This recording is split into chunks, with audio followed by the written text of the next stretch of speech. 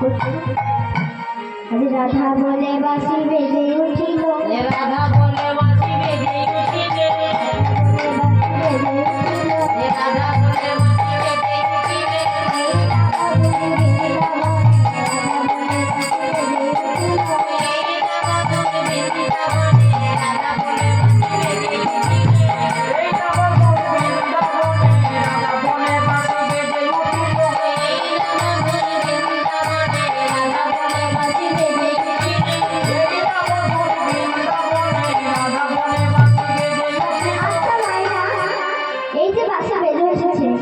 গোবিন্দর হাতে তা কেমন করে বেজে উঠেছে?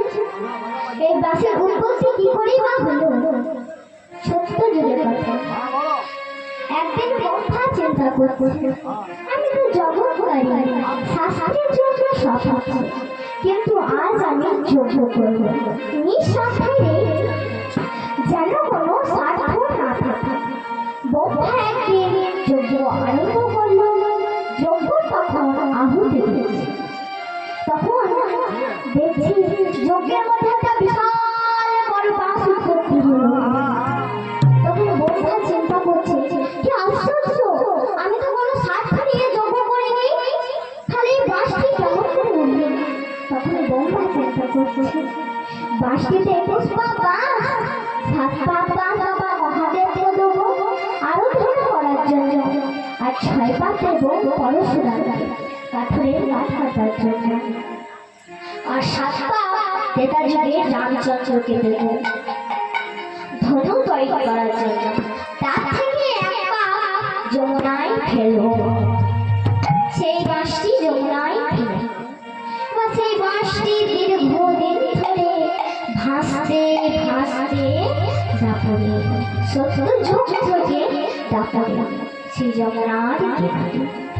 এবার বাল্য বয়সে যমুনার কিনারে খেলা করছে গোপাল, সখাদের নিয়ে খেলা করছে, দেখছে যমুনার কিনারে কি যেন একটা ভেসে আসছে, সুন্দর। এবার যেই না যমুনার কিনারে আছে, দেখছি কি যেন একটা সুন্দর বটে।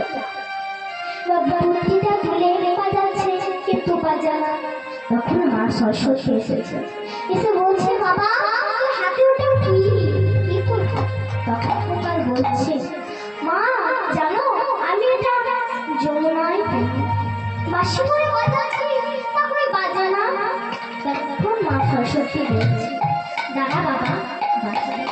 তারপরে বাঁশিটির মধ্যে মা সুর দিল এবং বিশ্বকর্মার কাছে চিত্র করে দিল, এবং ওই বাঁশিটির মধ্যে মা সরস্বতী বসলেন।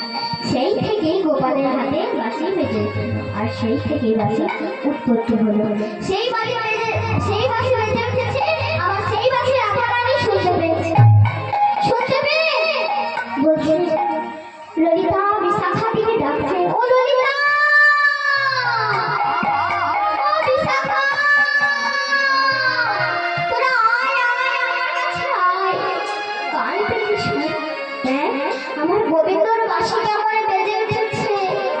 এই বাঁশি বুড়ি মানুষ বলছে, শুনতে পেয়ে মনে মনে ভাবছে, আজ তো গোবিন্দর বাঁশি শুনতে পেয়ে রাধারানী অধৈর্য হয়ে উঠবে।